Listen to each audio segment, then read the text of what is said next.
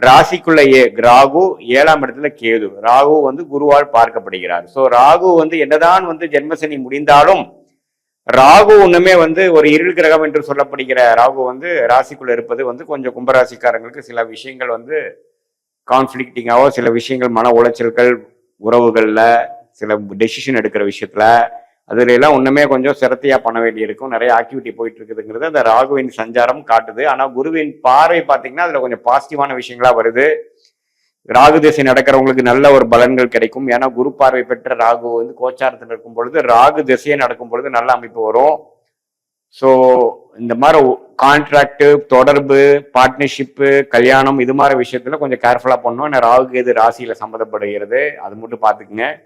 மற்றபடி வந்து பண விஷயத்துல வந்து பழைய அஷ்டமசனி அதாவது ஜென்மசனியில் இருந்த ப்ராப்ளம்லாம் கொஞ்சம் நீங்கி கொஞ்சம் நல்லா வரக்கூடிய அமைப்புகள் இருக்கு. ராசி குருவை பார்க்கறதுனால ஆகஸ்ட் மாதம் முழுசுமே மன உற்சாகத்தோடையும் சில விஷயங்கள் வாழ்க்கையில அடுத்து என்ன செய்யலாம்ங்கிற மாதிரி சில விஷயங்கள்லாம் நீங்க எதிர்நோக்கக்கூடிய அமைப்புகள் உண்டு.